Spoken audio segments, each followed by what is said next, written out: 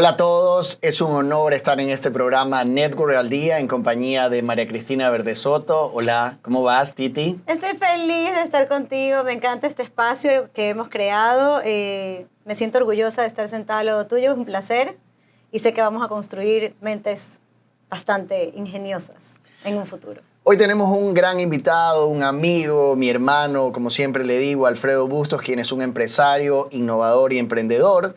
Empresario enfocado en el crecimiento con valores, cree en el emprendimiento como motor de transformación y comparte conocimientos para inspirar a futuros líderes a crear organizaciones exitosas y responsables. Alfredo, bienvenido.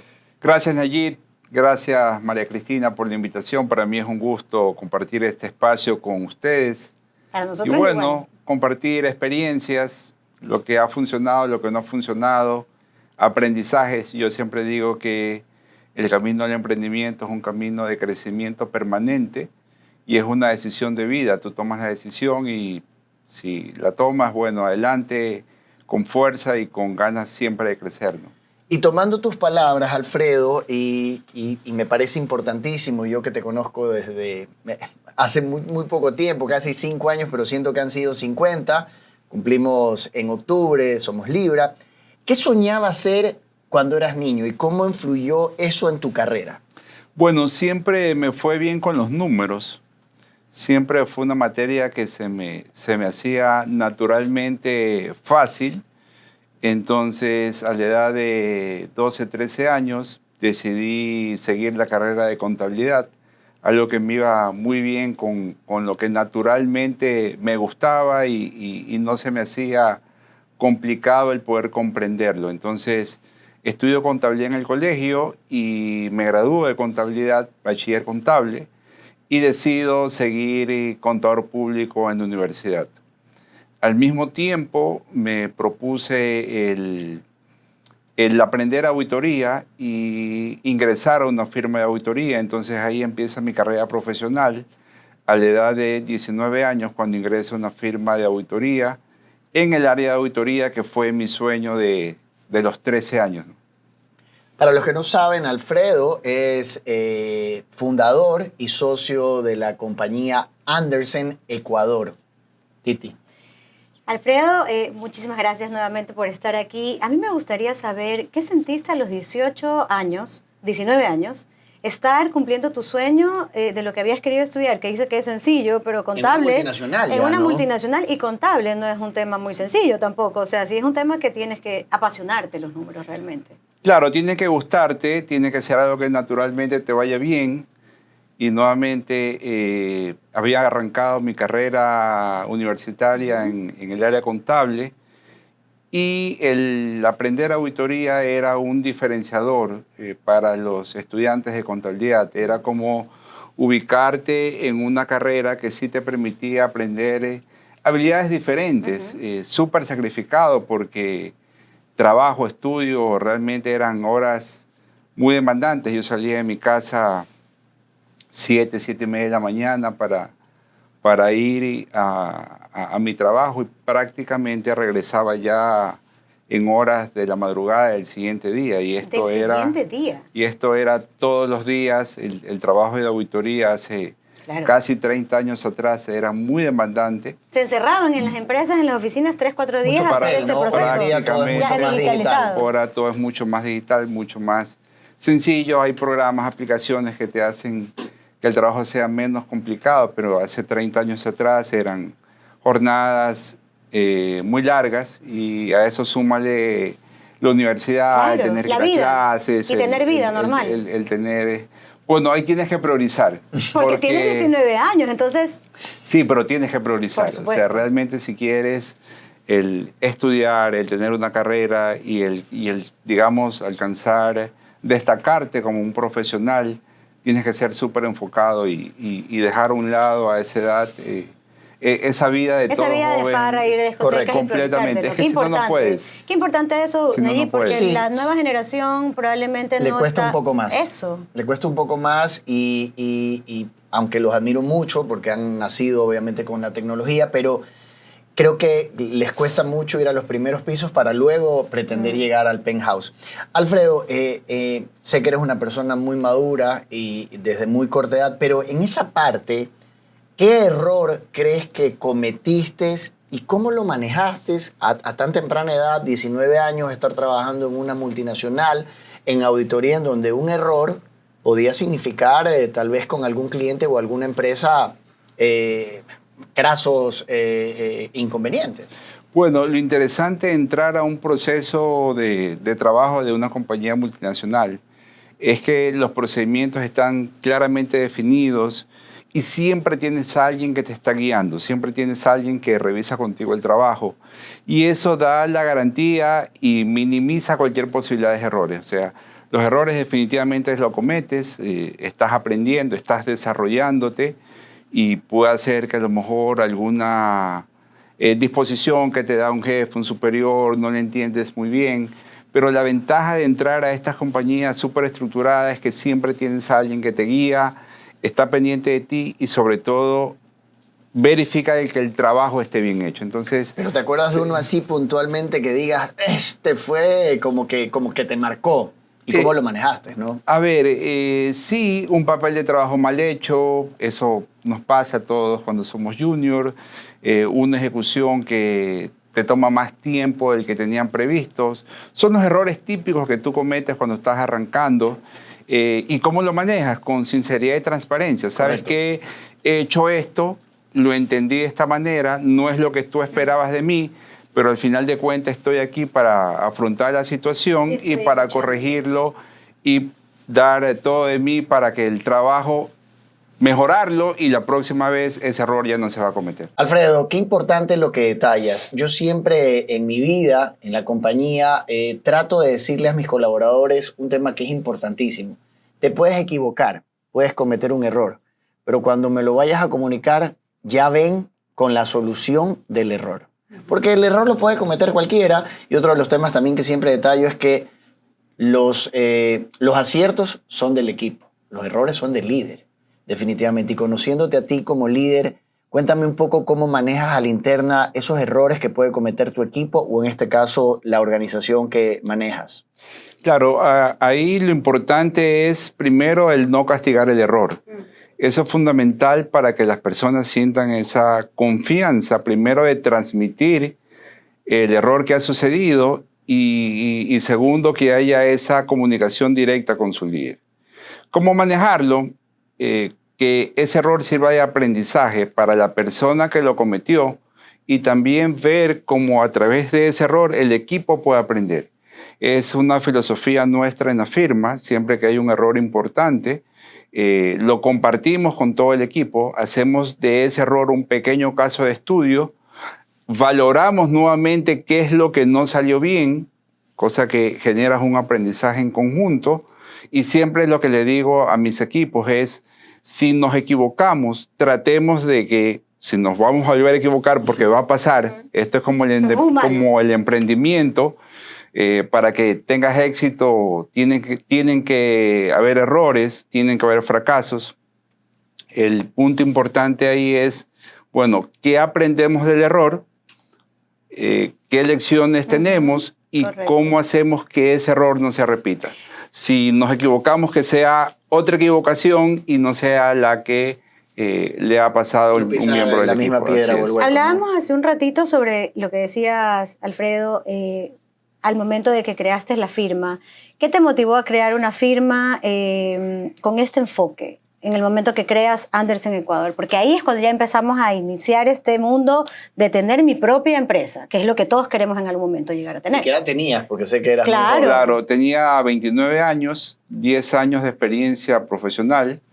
Como les decía, las jornadas de trabajo eran extensas, entonces 10 años en calendario, pero si tú llevas esos 10 años de experiencia a una jornada laboral, yo te diría que tranquilamente eran multiplicadas por 2, ¿no? Claro. Entonces, mucha experiencia profesional, muchos casos vistos a lo largo de toda mi práctica profesional. Entonces, profesionalmente me sentía sólido, seguro, con los conocimientos para decir, doy el paso a formar mi propia compañía. Adicionalmente, ya era contador público de profesión, tenía una maestría en impuestos, ya había estudiado una maestría en impuestos y estaba cursando un MBA. Cuando decido hacer el MBA, justamente lo hago con ese propósito, aprender a gestionar negocios, porque mi visión era construir una compañía en la que pueda yo salir a dar servicios profesionales a través de esta organización. Tocaste un tema que me parece súper importante y es los negocios. Tú que me conoces tanto, sabes que soy un empoderado, un creyente, un fiel creyente de lo que es el network. El networking, las conexiones, el aprovechar todo tu entorno, ya sea íntimo o no, o el de tus íntimos en este caso. Y ahí te hago una pregunta muy puntual. ¿Cuáles son tus 3 reglas de oro para hacer un networking efectivo? A ver, primero, entregar valor. Es fundamental que tú entregues valor sin esperar nada a cambio, porque cuando vas a esperar una compensación por el valor que estás entregando, no se siente real y la persona lo percibe. Entonces, primero, siempre digo, si quieres crear una conexión, preocúpate en entregar valor. De ahí, ser sincero, transparente, tener una apertura sincera, transparente con la persona que vas a conectar, y primordialmente esas son mis reglas para para construir una relación a muy largo plazo, ¿no? Y lo comentábamos con Titi cuando me entrevistó, y yo le decía que muchas veces en la relación del network, en esta relación sólida que logras con los clientes, a veces puedes desarrollar un favor que te genera mucho más esa cercanía. Necesito hablar con Alfredo Bustos. Por supuesto, ¿qué quieres hablar? Lo llamo en este momento para que cuando lo llames ya esté atento a qué le vas a decir. Lo recuerdas, Titi, ¿no? Es que es importantísimo lo que conversábamos con Nayib en el tema de cuando tú tienes este tipo de conexiones, ayudarse entre las personas, ¿no? Yo creo que al momento de crear alianzas estratégicas entre personas o entre compañías, es la forma de crecer actualmente. ¿Cómo podemos llevar esto al mundo del emprendimiento? Porque son gente pequeña. ¿Y qué consejos nos podrías dar para que estas personas que son pequeños empresarios, que al final del día son empresarios, porque son pequeños empresarios, cómo podemos lograr que los valores nos guíen de la manera correcta a esta nueva transformación de ser un empresario? A ver, el camino del emprendimiento es un camino difícil. Hay estadísticas que te indican que el 8 o 9 de cada 10 empresas mueren el primer año de que se constituyen. Los negocios mueren en un primer año. Los emprendimientos, en este caso. Los emprendimientos, entre el 80 y 90%. Y los que pasan ese primer año, al año 5, mueren el 50%. Entonces, si tú ves, estás entrando en un valle de la muerte. Correcto. La tasa de efectividad es muy baja. La tasa de efectividad es muy baja. Y ahí mi consejo para los emprendedores es que se hagan una pregunta clave antes de tomar la decisión de emprender un negocio. ¿Cuáles serían esas preguntas? Y la pregunta es una pregunta súper sencilla, que es, ¿qué problema resuelvo? Muchas veces nos apasionamos por una idea o que vimos que funciona en otro país, o simplemente lo sentimos como una pasión nuestra, es decir, esta es la idea, esto es lo que me gusta y esto es lo que quiero hacer, y veo una oportunidad muy ciega en mi idea, pero no reflexiono sobre qué problema resuelvo y a quién le voy a resolver ese problema. Son preguntas claves que todo emprendedor, todo empresario debe realizarse, y por ahí empieza el camino. Cuando nosotros arrancamos, hace ya casi 18 años, claramente la respuesta a esa pregunta es: nosotros resolvemos problemas de impuestos. Entonces, se dice que hay 2 cosas seguras en la vida. 1, la muerte, y 2, que tienes que pagar impuestos. Entonces, correcto, si apoyábamos a personas, a empresas pequeñas, medianas y grandes en sus temas tributarios, claramente estábamos solucionando un problema. ¿A quién? A personas naturales, a empresas pequeñas, medianas y grandes. Entonces, teníamos respuesta a esas 2 preguntas. Y la tercera pregunta que tienes que hacerte como emprendedor, como empresario, es: ¿por qué me van a seleccionar a mí? Son 3 preguntas. Porque mi producto debería de ser escogido por factores diferenciadores, ¿no? ¿Cuáles son mis factores diferenciadores que tengo que construir como emprendedor o como empresa para que el cliente me seleccione? Nuevamente te llevo a mi caso. En nuestro caso, veíamos una oportunidad muy grande. El que se sumen 3 profesionales con experiencia en impuestos, pero con experiencias especializadas en 3 campos diferentes de los impuestos. Pablo, abogado, con mucha experiencia en asesoría tributaria corporativa. Mario, abogado, con mucha experiencia en el patrocinio de procesos judiciales. Litigios. Y yo, contador público, con mucha experiencia en la aplicación práctica de los impuestos traídos a la contabilidad de las compañías. Increíble, hiciste una compañía en la que diversificaste cada responsabilidad y podías tener que ofrecerle. Y esos ejes se mantienen hasta el día de hoy, lo Así cual es. es muy valorable. Totalmente. Han Así logrado es. definir la cancha muy bien. Así es. Entonces fuimos con una propuesta de valor diferente. Hace 18 años habían competidores, pero los competidores no se mostraban con esa división interna de sus departamentos. Al momento en que salimos al mercado con esta propuesta de valor, fue una propuesta de valor que los clientes la vieron súper bien, la valoraron y comenzaron a confiar sus casos en nuestra compañía. Entonces, para regresar a tu pregunta, estas 3 inquietudes básicas debe plantearse todo emprendedor. Uno, ¿qué problema resuelvo? ¿A quién le resuelvo ese problema? ¿Y por qué los clientes me van a seleccionar a mí? En el primer punto tocaste un tema que me parecía interesante. Mi padre siempre me enseñó desde muy pequeño que no hay plazo que no se cumpla ni deuda que no se pague. Y hay un poco cuando hablabas de este factor diferenciador, durante todos los emprendimientos que he tenido, tuve la oportunidad de generar conciertos, hicimos 2 veces Ricardo Montaner, y una de las cosas en esa industria que a mí me sorprende es que alguien dice, es que a mí me gusta Laura Pausini, por nombrar a alguien. Claro, pero te gusta a ti. Correcto. ¿Realmente sabes si Laura Pausini en el otro. va a impactar en la gente que va a comprar una entrada? ¿Cuánto va a costar? ¿Se va a movilizar, ya sea a Guayaquil, a Sambo o por el estilo, para ver a esta artista? Y obviamente ya viene un tema en el business plan de cuánto vale su caché y por el estilo. Pero me quedé mucho con eso y me pareció sumamente interesante. Son preguntas estratégicas que te permiten tener claridad de lo que tú quieres arrancar. Y al final, si tú logras con reflexiones plantearte una respuesta a cada una de estas preguntas, tú puedes decir, bueno, mi idea, mi proyecto, mi potencial negocio tiene o va a tener mercado, me va a ir relativamente bien, porque nuevamente todo emprendimiento al inicio es súper complejo. Al inicio tienes que pelear por el poder diferenciarte, poder llegar a tus consumidores. El último que cobra es el dueño de los emprendimientos al inicio. Tal cual. Completamente. Y de hecho, cuando nosotros arrancamos, cuando arrancamos la firma, fueron algunos meses, poco más de 6 meses, con menos. 0 ingresos. Claro, menos 1. Sí, 0 ingresos personales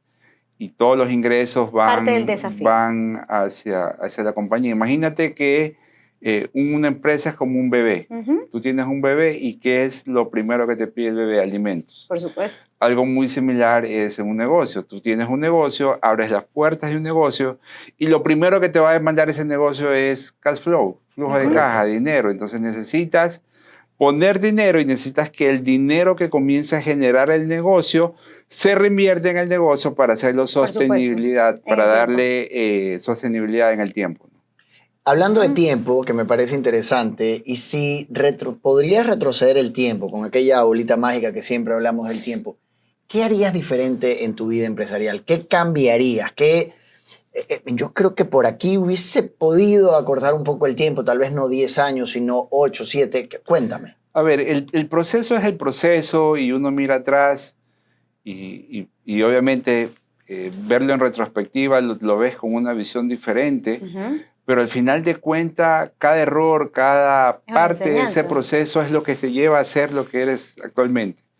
Entonces, ¿qué cambiaría de diferente? Te diría tal vez disfrutar un poco más ese trayecto, porque cuando arrancas te enfocas mucho. No encerrarme tanto, dices. No, es que te enfocas mucho en tu proyecto. En tu proyecto, en crecer, le dedicas tiempo, le dedicas energía, le dedicas todo. Y el enfocarte de esa manera, soy súper apasionado en lo que hago, y el enfocarte de esa manera sí te evita de que lo disfrutes. Tener una vida normal, por decirlo así. ¿Qué haría diferente? Disfrutar más ese trayecto. Irse a farrear cuando era joven, dice más o menos. Disfrutar más el trayecto. Hablando de eso, en lo que dice Nayib del tema de la juventud, yo pude leer que eras un fiel creyente de los jóvenes, que son el futuro.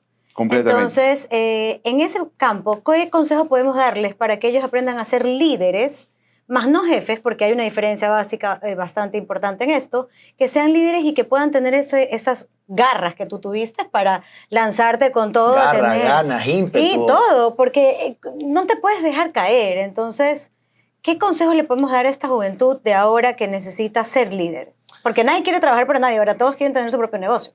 Ahí yo difiero de ese consejo. Todo el mundo te dice, estás listo para emprender, estás listo para arrancar tu propio negocio, pero nuevamente tienes que ser consciente que vas a entrar a un campo, a un camino donde las probabilidades de fracaso son altísimas. Entonces, mi primer consejo para los jóvenes es visualiza un negocio, visualiza un emprendimiento, pero arranca aprendiendo en una compañía. Correcto. Experiencia, ¿no? El tener No es lo esa mismo. experiencia del cómo hacer las cosas, el tener esa experiencia de gestionar personas, de gestionar un flujo de caja, de gestionar un presupuesto. Tener un jefe. Saber lo que Tener es un eso. jefe, tener responsabilidades, el conocer el lenguaje de los negocios. Es fundamental. El saber vender una idea. Total. Imagínate un emprendedor que vaya a presentar un proyecto de negocios al banco con cero experiencia. Y con cero conocimiento. ¿Cómo gestiona ese financiamiento? ¿Cómo gestiona ese business crédito? plan. Claro. ¿Cómo unos gestiona proyectos. ese proyecto de negocio? Si tienes que vender una idea a un potencial inversionista, a un potencial socio, necesitas tener ese conocimiento, ese lenguaje de negocios, esa manera de poder presentar una idea. Y eso te da la experiencia. Entonces, ¿qué consejo te daría? Empléate, aprende, empieza como puedes arrancar. Cuando personalmente arranqué mi carrera hace cerca de 28 años, el asistente de auditoría era quien sacaba la copia, quien cargaba las maletas y quien iba a comprar los cigarrillos. Claro. Entonces, empiezas como puedes Todólogo. empezar, pero siempre con una visión de crecimiento. Lo importante es cuál es esa visión que tienes hacia el futuro No y saber que no puedes estancarte. Correcto. En el mundo de los negocios, en el mundo del network, siempre hay que estar informado desde las noticias nacionales, el acontecer internacional, tendencias, tecnología, muchas veces deportes. Pero tú que eres un apasionado de la lectura, yo debo decir que no lo soy, pero ya he aprendido que los audiolibros es lo mío, en el gimnasio o en un momento, sí, audífonos. A mí también, yo sé y como me va muy Alfredo, bien, me pero gusta Alfredo el libro igual. lee mucho, es mucho de físico. 3 libros tal vez no tan pesados que a la juventud les puedas dar como para que inicien y vayan alimentándose y crean ese apetito hacia la lectura, hacia la capacitación. Tal vez no libros, tal vez un buen link de Spotify o del mismo YouTube, pero tú con tu experiencia, entras a la oficina de Alfredo y lo que más hay es libros por todos los lados, libros y vinos, porque es un Me encanta, apasionado autodidacta. de ambas, pero cuéntame cómo puedes ayudar a estos jóvenes que nos escuchan, que nos ven a través de los canales de Yumitos TV. Sí, un libro personal que me impactó muchísimo, El Club de las 5 de la mañana. Es un libro que te da mucha perspectiva y te motiva a arrancar tu día súper temprano y te dice que esa primera hora es una hora de la victoria y que tienes que dedicarla para ti. Ejercicio físico, fortalecerte mentalmente y aprender. Es un libro que me encanta, lo he leído varias veces y que lo recomiendo como para arrancar a establecer una rutina. Otro libro que me gustó muchísimo, lo leí hace un poco más de un año y más te sirve ya como emprendedor, como empresario, para formar una compañía con bases sólidas, Crecer haciendo crecer, de Javier Marcet. Me parece también un libro extraordinario. Y un tercer libro, El hombre en busca del sentido, de Víctor Frank.